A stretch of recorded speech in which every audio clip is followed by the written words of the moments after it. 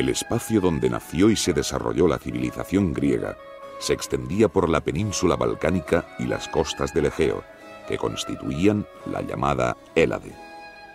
La colonización amplió este espacio a las costas del Mediterráneo y el Mar Negro, y Alejandro Magno llevó sus límites a Egipto y el Próximo Oriente. En el fragmentado mundo político griego emergieron en el siglo V a.C.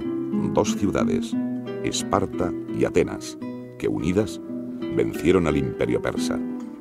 Su posterior rivalidad precipitó, tras una larga guerra, la decadencia política de Grecia, aunque no la de su cultura.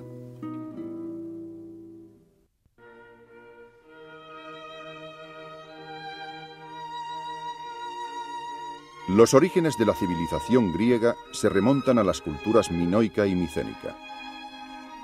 La isla de Creta dio vida a una brillante civilización sustentada en el comercio marítimo y conocida con el nombre de minoica, cuya máxima expresión está representada por los palacios de Nosos, Festos y Malia. Con la conquista de la isla, tras asimilar sus logros culturales, los aqueos pusieron fin a la civilización minoica y, establecidos en el Peloponeso, elaboraron una civilización guerrera y principesca, denominada micénica por uno de sus centros más importantes, Micenas. Los aqueos extendieron sus actividades comerciales y militares por el Egeo y las costas del sur de Italia. Para asegurarse el acceso al Mar Negro, sus príncipes emprendieron una expedición contra la ciudad de Troya, que, convertida en mito, fue cantada por Homero. Entre los años 1200 y 1100 a.C., las ciudades micénicas fueron destruidas por los dorios.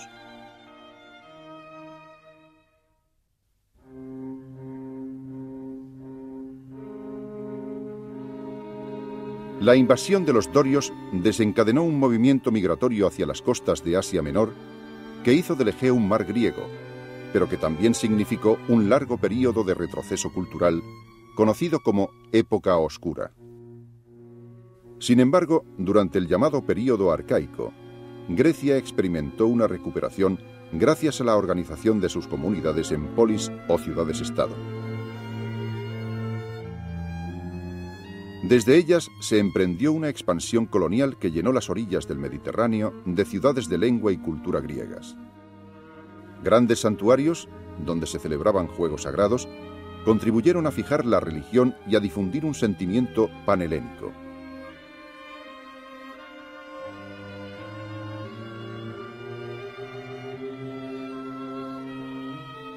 La invención de la moneda y el nacimiento de la ciencia y la filosofía pertenecen también a este período.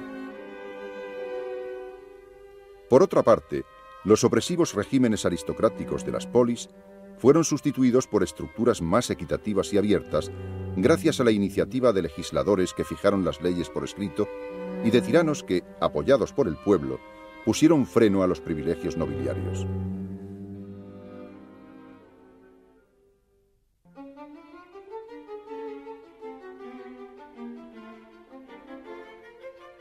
A comienzos del siglo V a.C., los griegos se enfrentaron a la amenaza persa en las llamadas guerras médicas. Los persas se habían extendido desde el Irán hacia Occidente, ocupando Egipto, Mesopotamia y Asia Menor. Ello provocó la rebelión de las ciudades griegas de las costas de Asia Menor, que contaron con la ayuda de Atenas y de otras polis del continente. Tras reprimir la sublevación, el rey persa Darío desembarcó en la península en una expedición de castigo que terminaría con la victoria de los griegos en la batalla de Maratón. 10 años más tarde, Jerjes repitió la expedición con un gigantesco ejército. El peligro unió a la mayor parte de las ciudades griegas bajo la dirección de Atenas y Esparta.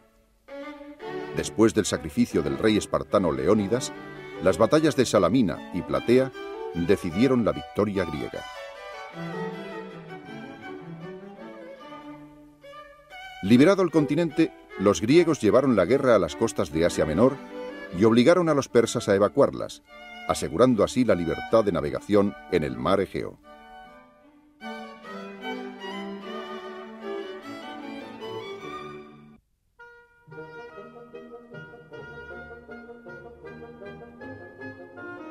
Tras la victoria sobre los persas, Atenas se afirmó como potencia marítima en el Egeo, gracias al desarrollo de su marina y a la constitución de la Liga de Delos, una confederación de las ciudades griegas del archipiélago y de Asia. Paralelamente, la ciudad consolidaba en su interior el sistema democrático. Por su parte, la militarista y aristocrática Esparta defendía su hegemonía en el Peloponeso, evitando cualquier transformación que pusiera en peligro el dominio sobre la población ilota sometida y sobre las ciudades de la Liga del Peloponeso reunidas bajo su dirección. Desde el año 460, Pericles asumió la dirección del Estado ateniense, acentuando el carácter democrático de la Constitución y favoreciendo el desarrollo cultural y artístico. Los monumentos de la Acrópolis, las estatuas de Fidias y la tragedia griega pertenecen a este brillante período. En política exterior, Pericles impuso el dominio de Atenas a los miembros de la Liga de Delos y la transformó en un auténtico imperio. Ello generó la hostilidad de Esparta y sus aliados, que desembocó en la Guerra del Peloponeso. No fue solo una lucha entre las ligas de Delos y del Peloponeso, sino también una feroz guerra civil librada en el interior de las polis entre demócratas y oligarcas. La contienda, donde explotaron las graves contradicciones del mundo griego, fue ruinosa para toda la Hélade. Con la rendición de Atenas y la desaparición de su imperio marítimo, renació la piratería en el Egeo, mientras los persas pudieron inmiscuirse libremente en las cuestiones internas griegas.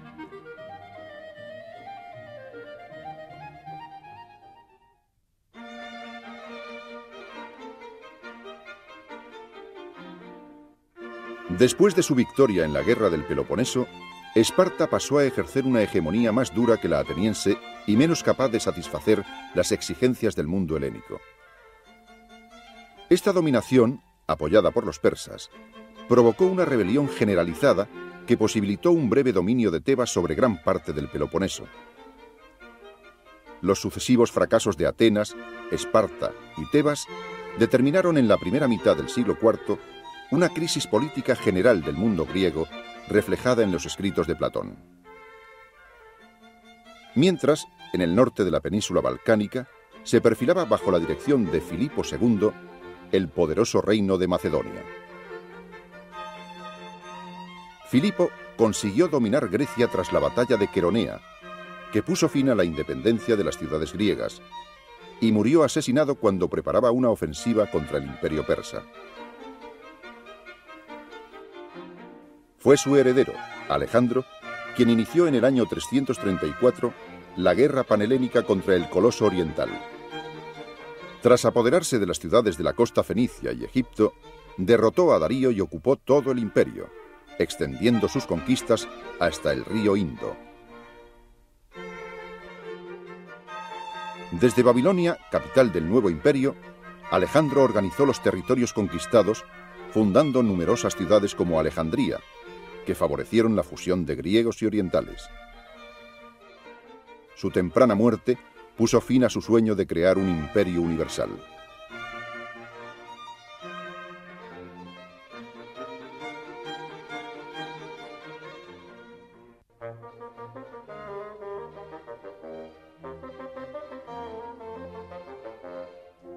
Desaparecido Alejandro, sus generales desmembraron el imperio en distintos reinos.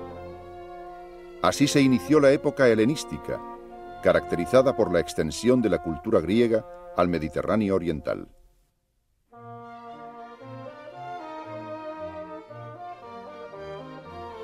Fue esta una fase de rígida organización monárquica, en la que el individuo, excluido de la vida política, se convirtió en súbdito.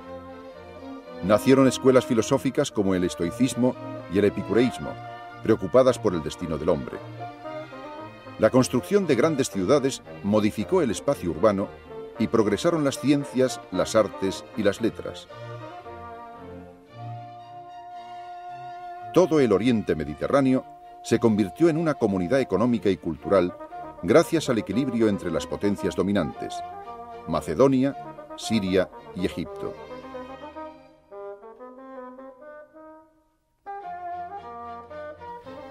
Sin embargo, la ruptura de este equilibrio a finales del siglo III permitió a Roma conquistar el mundo helenístico. Su herencia cultural, no obstante, pervivió y, asumida por Roma, pudo extenderse por todo el Mediterráneo.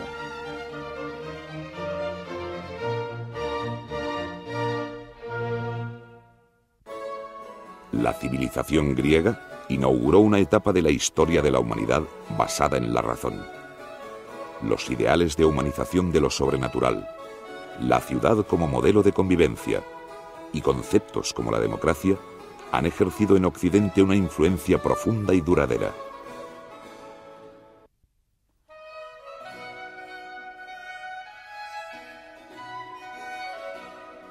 Entre la Edad Oscura y la época arcaica, los griegos fijaron los contenidos de una religión común, de exuberante mitología, que atribuía a dioses eternamente jóvenes e inmortales, ligados por vínculos de parentesco, aspecto y características humanas. Zeus, el padre de los dioses, su esposa Juno, Atenea, diosa de la sabiduría, Apolo, protector de las artes, Ártemis, Afrodita y tantos otros habitaban el monte Olimpo envueltos en continuas disputas, nacidas de la diversidad de sus caracteres y de sus distintos modos de participar en los asuntos humanos.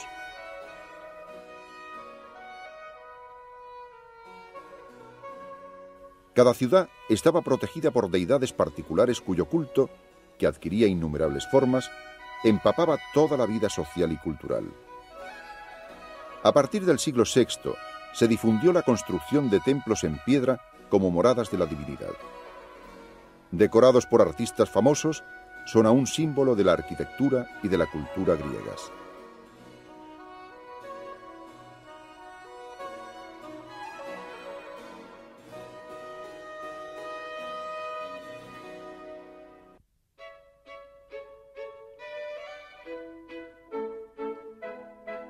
Las necesidades de defensa impulsaron a las aldeas agrícolas griegas a concentrarse en lugares altos donde residía la aristocracia.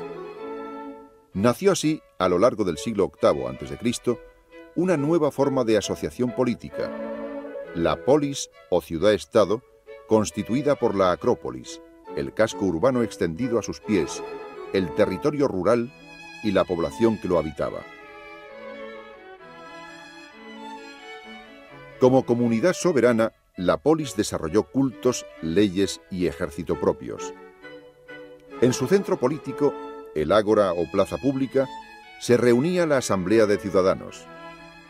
La acrópolis se convirtió en el centro espiritual donde se levantaban los templos dedicados a las divinidades protectoras.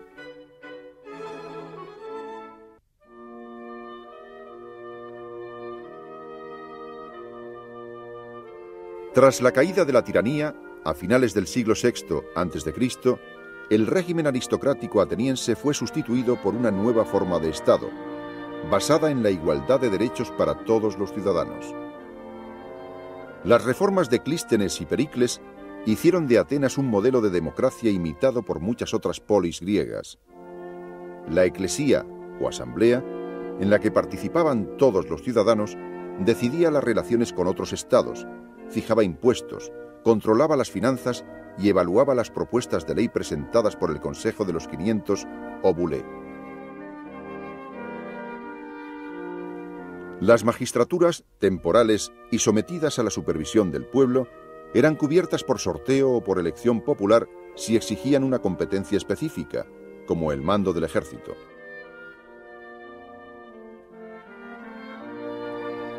Una indemnización económica, la mistoforía, garantizaba a todos los ciudadanos, incluso a los más pobres, el ejercicio de las funciones públicas.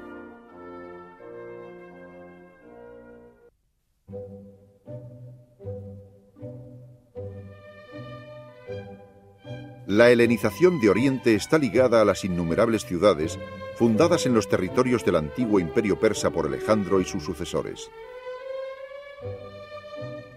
En ellas se impuso una estructura de calles perpendiculares y paralelas que se cruzaban en ángulo recto. Muchas ciudades orientales adquirieron aspecto griego al incorporar instalaciones como el ágora, pórticos de columnas, estadios, templos o teatros. Las más importantes fueron Alejandría, Antioquía y Pérgamo. A diferencia de la polis, la ciudad helenística era una estructura abierta y en continuo desarrollo, frecuentada por extranjeros, a la vez centro comercial, cultural y núcleo industrial.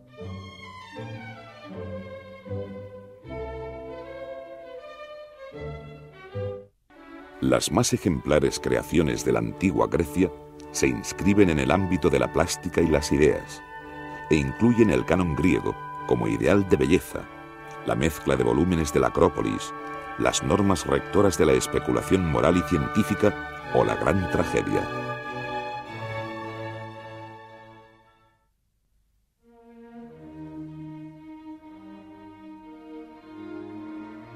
El palacio de Knossos, en la isla de Creta, fue construido a comienzos del segundo milenio antes de Cristo, pero tuvo su apogeo entre el 1600 y el 1400. Constituía un cuerpo único de proporciones gigantescas, con un gran patio interior cuadrado y un entramado de pasillos y escaleras que comunicaba las estancias. Contaba con almacenes, talleres, capillas, viviendas para el séquito y magníficos aposentos con terrazas de columnas para los soberanos.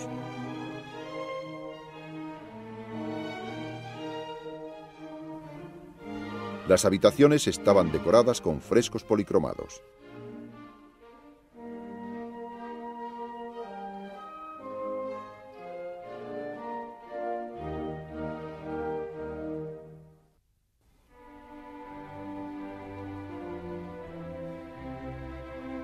La escultura clásica alcanzó su plenitud en los siglos V y IV.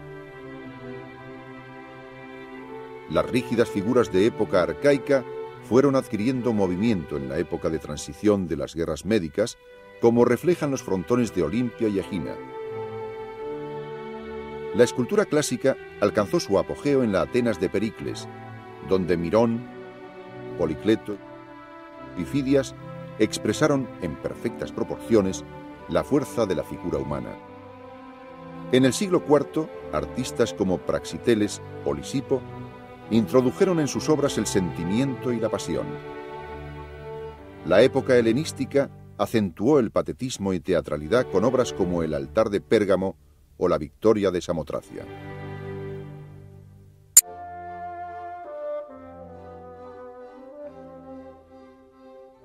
En el siglo VI a.C., surgió entre los jonios de Asia Menor el pensamiento racional, y con él los inicios de la filosofía.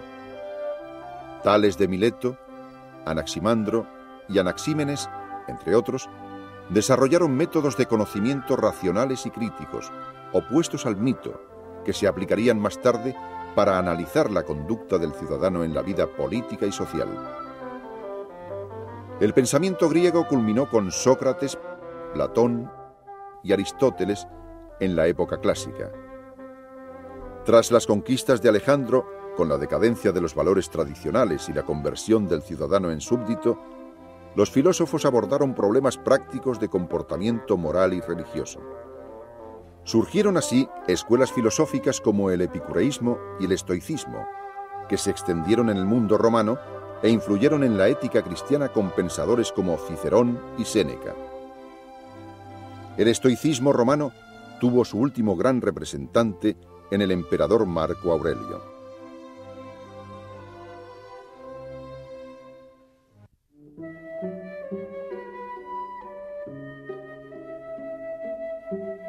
La Acrópolis, promontorio rocoso en la llanura de Atenas, era el área sagrada en que se levantaban los templos de la ciudad.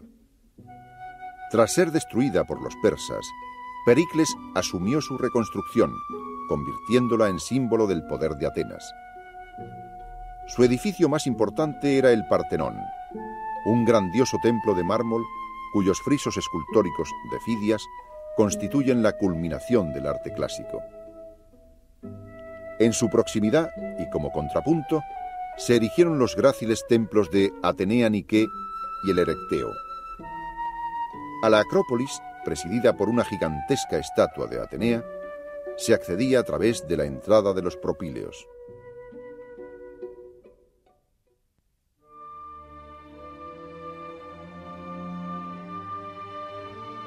La tragedia tiene su origen en las representaciones de un coro que entonaba un canto coral de argumento mítico en honor de Dionisos. A mediados del siglo VI a.C., la introducción de un primer actor que contestaba a las preguntas del coro dio lugar al nacimiento del drama. Hacia el 470, la tragedia ya había adquirido sus rasgos característicos, derivados de un argumento en que un héroe se enfrentaba a un destino dramático e ineludible. Las representaciones, auspiciadas por la ciudad, formaban parte de las fiestas en honor de Dionisos, y en ellas se otorgaba un premio al mejor poeta. La tragedia alcanzó su punto culminante en la Atenas del siglo V con Esquilo, Sófocles y Eurípides. Para su representación, se construyeron teatros semicirculares en piedra, adosados a una pendiente, que desde Atenas se extendieron por todo el mundo grecorromano. Desde el Egeo, la gran colonización llevó la cultura griega a todas las riberas del Mediterráneo. Tras las campañas de Alejandro, durante la época helenística, el horizonte griego se amplió al Oriente Próximo y Asia hasta alcanzar los confines de la India.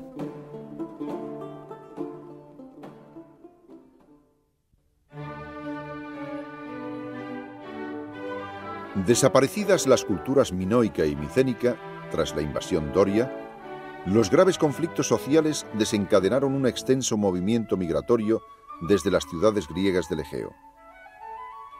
En una primera fase, los colonos griegos iniciaron el establecimiento de nuevas polis independientes en el sur de Italia y en Sicilia. Más adelante, desde las costas de Asia Menor, la colonización se extendió hacia las áreas del Mar Negro, por una parte, y hacia el sur por otra, mientras se completaba paralelamente la colonización en el Mediterráneo occidental. En una etapa posterior, se fundó la ciudad de Marsella, desde donde partieron nuevos colonos, surgiendo así, entre otras, Ampurias.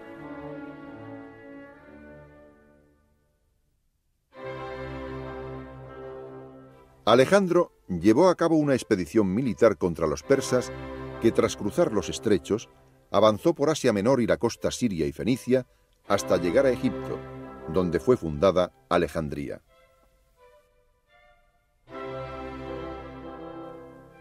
Tras conquistar Susa y Persépolis, núcleo del imperio persa, la expedición continuó hacia el Cáucaso y llegó después a alcanzar los límites de la India. Tras la muerte de Alejandro, surgieron grandes estados territoriales, Macedonia, Siria y Egipto, donde se levantaron grandes ciudades, entre ellas Seleucia o Antioquía. Estos estados coexistían con otros como Pérgamo o Rodas. Sin embargo, a comienzos del siglo II, Roma sustituyó paulatinamente el sistema pluralista de estados por su propia hegemonía. Roma, una modesta comunidad de la Italia central, se convirtió en el centro de un gigantesco imperio extendido desde el Rin y el Danubio hasta el desierto africano y desde el Atlántico al Éufrates. Los distintos pueblos en él incluidos fueron integrados en una unidad cultural que sobrevivió incluso a su propia existencia política. La República Aristocrática Romana consolidó un gigantesco imperio en torno al Mediterráneo. Sin embargo, ambiciones individuales precipitaron, tras un período de guerras civiles, la caída de la República y el nacimiento de un nuevo orden monárquico, el régimen imperial.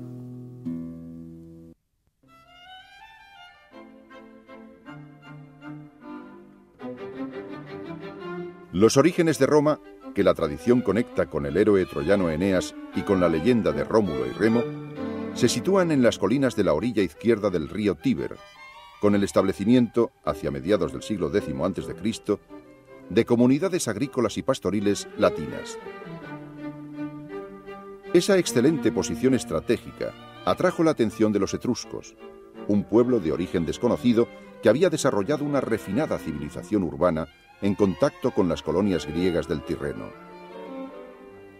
La presencia de los etruscos dio un impulso decisivo a las civilizaciones de la Italia central. Bajo su influencia y con un régimen monárquico, se produjo el definitivo proceso de urbanización de Roma y comenzó su expansión por las zonas circundantes.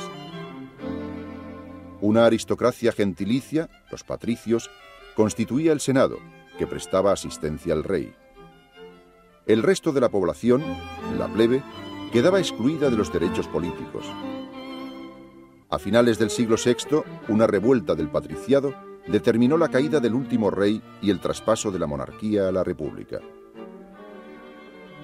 Se implantó así en Roma un sistema político, la res publica, en el que bajo el principio de la soberanía popular, la aristocracia patricia impuso su poder político y social sobre todo el cuerpo ciudadano. Durante siglo y medio, la joven república aristocrática consolidó su posición enfrentándose a etruscos, latinos y pueblos montañeses vecinos, mientras modificaba en el interior sus estructuras políticas, a través de una lucha conducida por los plebeyos para arrancar a los patricios el monopolio del poder.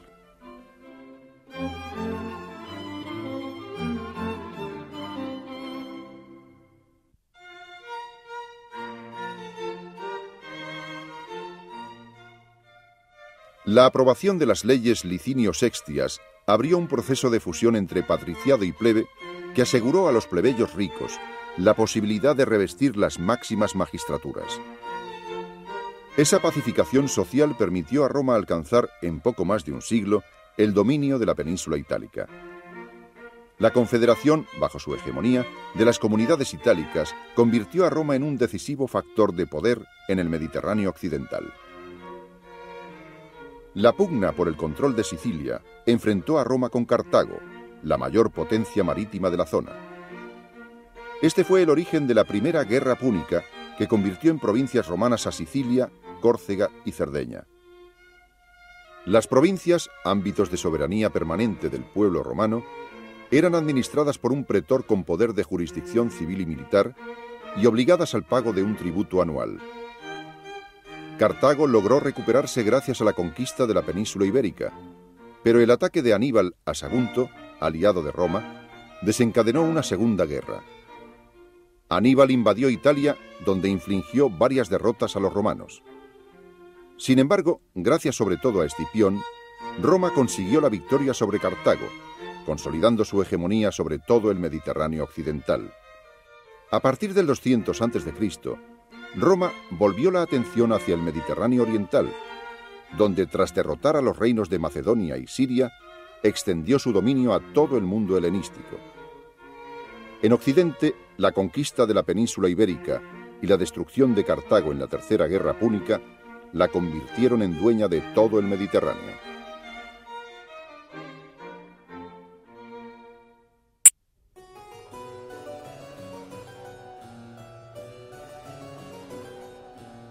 Las grandes conquistas determinaron profundos cambios en la sociedad romana, originando una crisis que desembocó en la sustitución de la República por un régimen monárquico. Roma redujo las tierras conquistadas a la condición de provincias cuya explotación favoreció solo a las clases altas. Estas, con sus incontables recursos económicos, extendieron la agricultura latifundista cultivada con mano de obra abundante y barata gracias a la esclavización masiva de prisioneros de guerra. Los pequeños agricultores, arruinados, pasaron a alimentar la formación de una numerosa plebe desclasada y desestabilizadora, reducida a vivir de las donaciones de los ricos. En el último tercio del siglo II, algunos políticos intentaron solventar el problema social a través de una reforma agraria, que fracasó por la resistencia de la nobleza. A este problema se añadió el de la exigencia de los itálicos a ser reconocidos como ciudadanos romanos, que desembocó en la llamada guerra social ante la negativa del Senado. Los imperativos de la guerra favorecieron la formación de ejércitos personales que dejaron de estar al servicio de la República para obedecer solo a sus generales. Fue Sila el primero en servirse del ejército para imponer su poder en Roma, con el que trató de fortalecer la autoridad del Senado. Su fracaso desencadenó una época de continuas guerras civiles, suscitadas por individualistas deseosos de poder personal. Uno de ellos, César, con un ejército devoto y entrenado en la conquista de la Galia, asestó el golpe definitivo a la República, haciéndose nombrar dictador perpetuo. Su asesinato, en el año 44 a.C., inició el último período de las guerras civiles.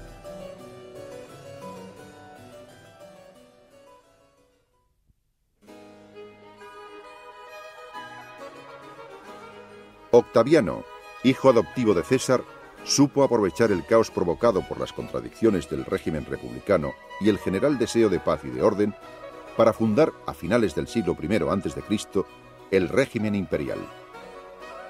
Tras su victoria en la guerra civil que le enfrentó a Marco Antonio y a Cleopatra, instauró, con el título de Augusto, un régimen autoritario que mantuvo las instituciones republicanas solo en apariencia.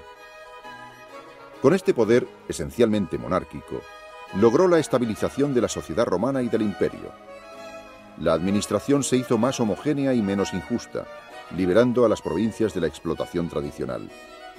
Reorganizó el ejército, estabilizó las fronteras, restauró los valores morales, favoreció la cultura y puso los fundamentos de una religión oficial, el culto imperial, como soporte de lealtad dinástica. A su muerte, el nuevo régimen imperial estaba definitivamente consolidado.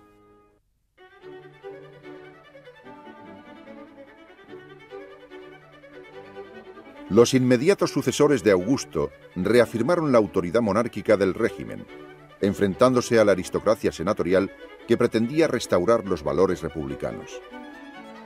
Mientras el imperio experimentaba un florecimiento económico y cultural gracias a la Pax Romana y al proceso de romanización, en Roma emperadores como Calígula y Nerón reaccionaban a las conjuras aristocráticas con un auténtico reinado del terror.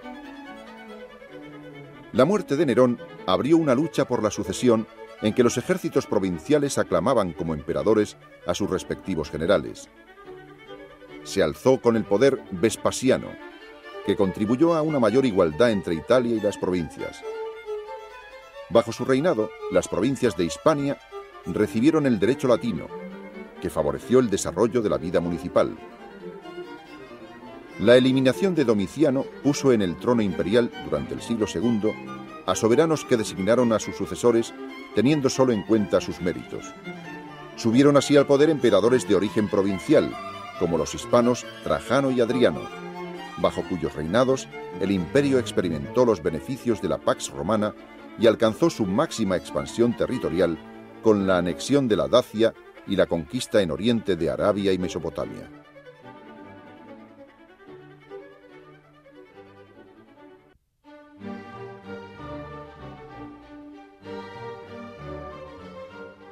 La muerte de Cómodo, hijo de Marco Aurelio, desencadenó una violenta lucha por el trono entre los ejércitos provinciales.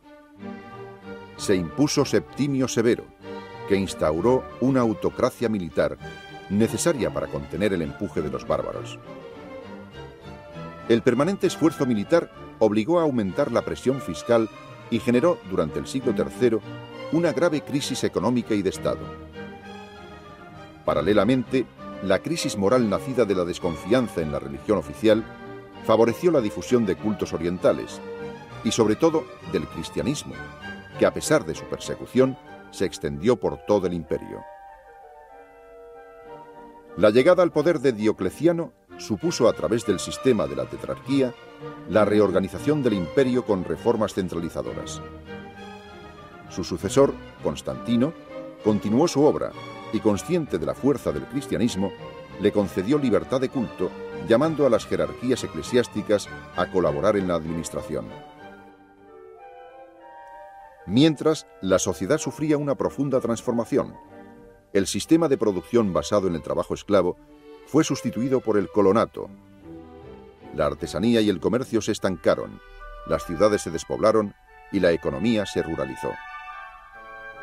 A finales del siglo IV, un emperador hispano, Teodosio, hizo del cristianismo la religión oficial de Roma y, aceptando la doble realidad oriental y occidental del imperio, lo dividió entre sus dos hijos. El Occidente, económicamente en regresión y sin una dirección central enérgica, cayó bajo el empuje de los bárbaros, que a comienzos del siglo V se esparcieron por la Galia e Hispania y dieron vida a los primeros reinos germánicos.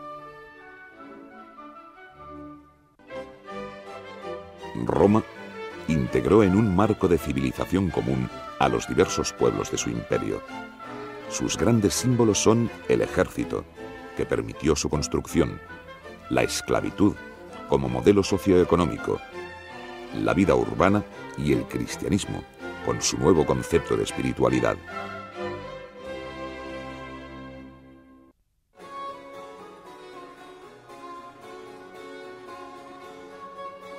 El empleo masivo de esclavos como fuerza de trabajo comenzó en Atenas en el siglo V a.C. y alcanzó su culminación en Roma entre los siglos II a.C. y I después de Cristo.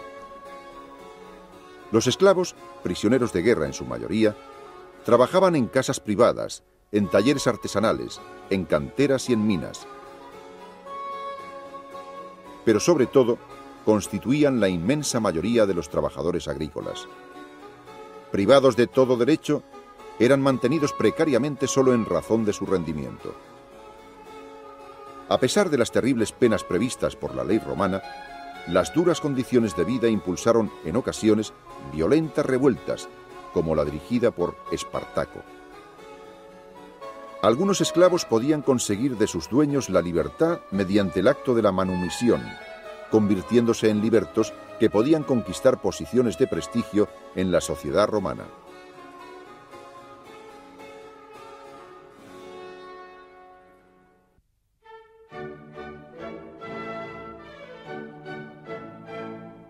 El sistema militar romano estaba unido al político, y por ello el disfrute de los derechos civiles conllevaba la obligación del servicio militar. Todo ciudadano entre los 17 y los 60 años de edad era potencialmente un soldado, lo que procuraba a Roma una disponibilidad de hombres que explica su potencial bélico. En el siglo IV a.C., los romanos abandonaron la formación cerrada griega para adoptar su unidad táctica clásica, la legión. La oficialidad, como el propio ejército, no era profesional. Los comandantes supremos eran los propios magistrados, cónsules y pretores, asistidos por tribunos y por suboficiales, los centuriones, encargados de entrenar y dirigir a las tropas.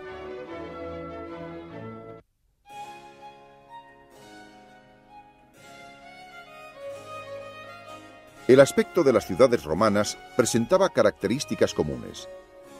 Dos grandes calles perpendiculares formaban el entramado urbano, constituido por manzanas de casas individuales o colectivas. En la intersección de las dos calles principales se levantaba el foro, plaza rodeada de pórticos donde se concentraba la vida pública de la ciudad, que incluía la mayoría de los edificios públicos, tanto civiles como religiosos.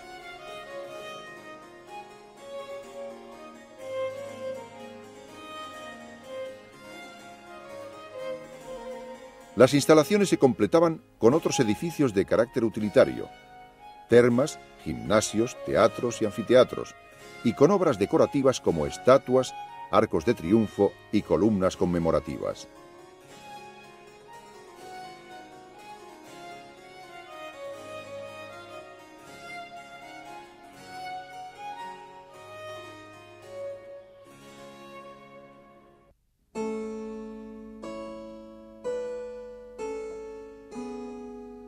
A partir del siglo I después de Cristo, se difundieron por el imperio religiones de origen oriental y carácter mistérico, cuyos fieles buscaban la salvación a través del íntimo contacto con la divinidad. En este contexto surgió el cristianismo, difundido tras la muerte de su fundador, Jesús de Nazaret, por sus discípulos. Su moral diferente, su monoteísmo, sus reuniones secretas, convirtieron a los cristianos en un grupo marginal, potencialmente peligroso, que fue objeto de persecuciones por parte del poder estatal. El cristianismo, no obstante, fue extendiéndose a todas las capas de la sociedad, por lo que Constantino en el 313 le otorgó libertad de culto. La Iglesia se convirtió así en una fuerza social y cultural, integrada cada vez más en el poder político, hasta su reconocimiento como religión oficial y única por Teodosio en el año 380.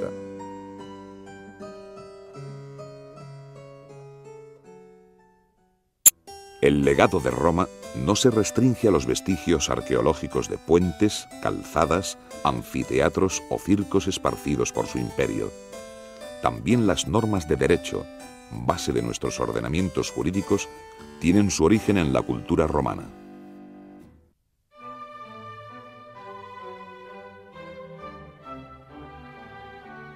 El derecho romano constituye aún el fundamento de las relaciones jurídicas en el mundo actual.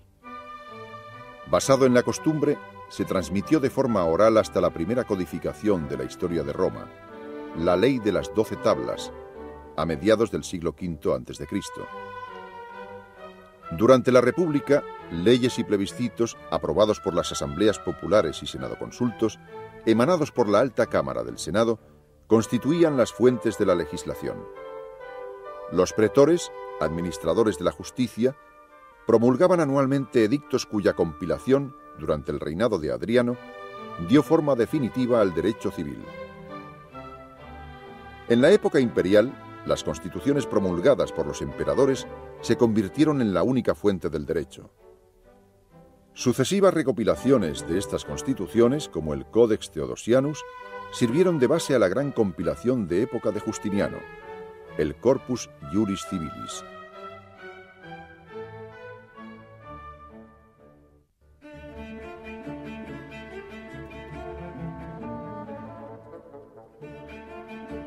Las nuevas condiciones políticas y sociales, surgidas del régimen del Principado, repercutieron en la cultura.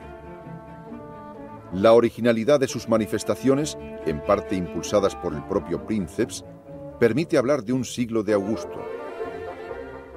En él se promovió un arte oficial, plasmado sobre todo en obras arquitectónicas, como el Foro y el Mausoleo de Augusto y el Ara Pacis, máximo exponente del monárquico y elegante clasicismo augusteo. El cese de las guerras civiles favoreció también el desarrollo de la vida intelectual.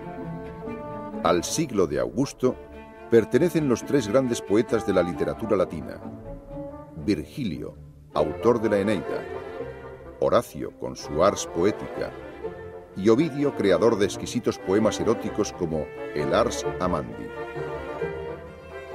Fiel al espíritu de Augusto es también la obra de Tito Livio, grandioso relato de la historia de Roma desde sus orígenes.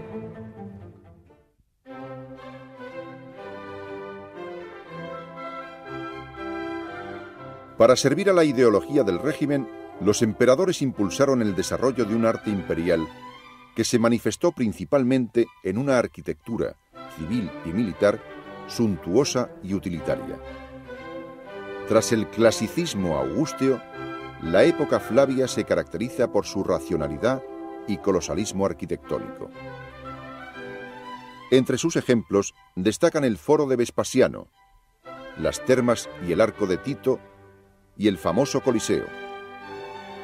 Con Trajano, el arte imperial alcanza su más perfecto equilibrio, como refleja el monumental complejo Foro, Columna Trajana y Mercados, levantado en Roma.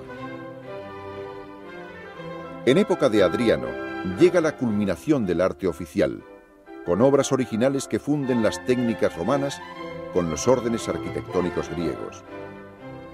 Construcciones típicamente romanas, como el castillo de Sant'Angelo o el Panteón de Agripa, contrastan con la exquisitez neoclasicista y barroca del conjunto de la Villa Adriana de Tívoli.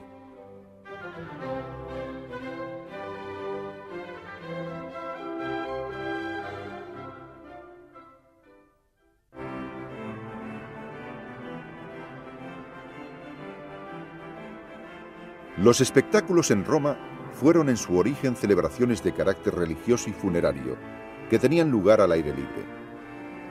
El primer teatro fue construido en Roma solo a mediados del siglo I a.C.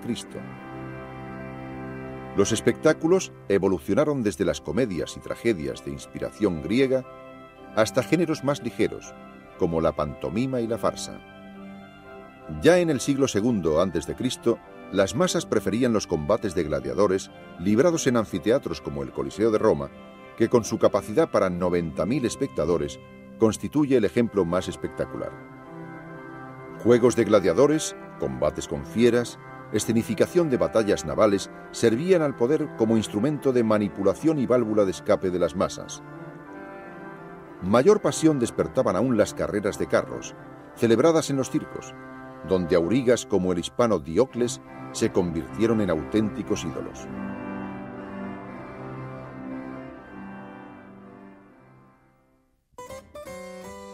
Incluida Italia en su esfera política, Roma extendió sus intereses a la península ibérica y al oriente helenístico.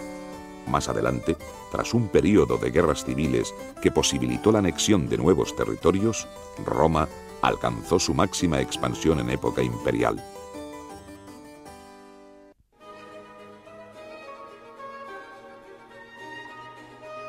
En el siglo V a.C., la República Romana, enfrentada a la Etrusca Velles y a otros pueblos vecinos, no era más que una modesta potencia regional. Tras someter a los latinos y después de 3 guerras contra los samnitas, Roma se hizo dueña de la Italia central. La expansión de la República obligó a las ciudades de la Magna Grecia, lideradas por Tarento, a solicitar la ayuda del monarca helenístico Pirro, que llegó con su ejército a través del mar. Su derrota, sin embargo, permitió a Roma extender su predominio en el sur de Italia.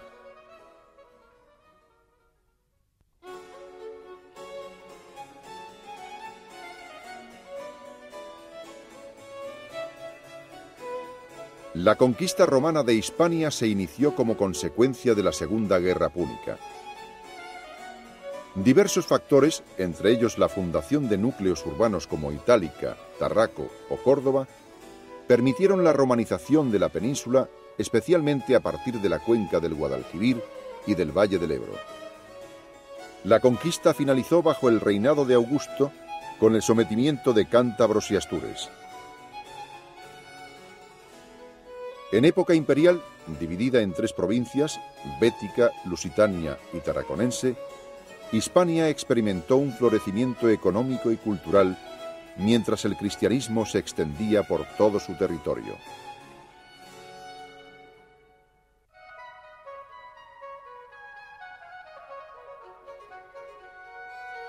Tras la Segunda Guerra Púnica, Roma volcó su interés en Oriente, donde después de derrotar a Macedonia y Siria, extendió su dominio sobre el mundo helenístico.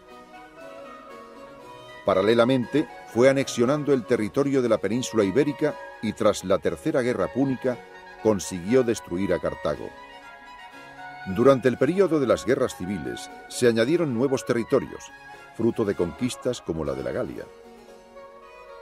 Aunque Augusto había intentado conquistar Germania hasta el Elba, los límites septentrionales del imperio quedaron fijados en el Rin y el Danubio, mientras la expansión alcanzaba otras zonas.